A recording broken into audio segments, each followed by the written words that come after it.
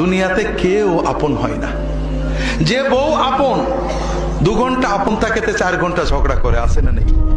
যে ছেলে আপন সে 2 ঘন্টা কথা শুনে তো 4 ঘন্টা কথা শুনে না, ঠিক না বেঠিক? যে ভাই আপন সে ভাই 2 ঘন্টা আপন আর 2 ঘন্টা পর। যে বাবা আপন, যে সবচেয়ে আপন মা আপন, সেও দেখা যাচ্ছে আরেক ভাইয়ের কথা শুনে পর হয়ে যায়, হয় না? হয় না হাজেরিন? দুনিয়াতে কেউ 16 আনা আপন হয় না। আমাদের এই জীবনটা পরকে আপন করার, মানুষকে খুশি করার জন্য একটা সংগ্রাম। ছোটবেলায় বাবা মাকে খুশি করার চেষ্টা করেছি, পারিনি, কত মারছে, ঠিক না বেঠিক? বড় হয়ে বান্ধবীদের বন্ধুদের খুশি করার চেষ্টা করছি, থাকেনি, ঠিক না বেঠিক? বিয়ে করে বউকে স্বামীকে খুশি করার চেষ্টা করেছি, 16 আনা কখনোই হয়নি। একজনই আছেন যাকে আপন করলে তিনি কখনো পর হন না। তিনি কে?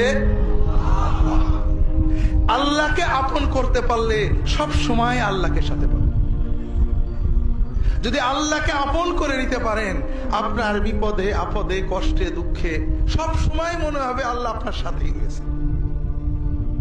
যে বেদনা কারোর কাছে বলা যায় না, বউয়ের কাছে বলা যায় না, মায়ের কাছে বলা যায় না, যে আনন্দে কাউকে শরীক করা যায় না, যদি আল্লাহকে আপন করতে পারেন সেই আনন্দে আল্লাহকে শরীক করতে পারবেন। সেই বেদনার কথা আল্লাহর কাছে বলে বুকটাকে হালকা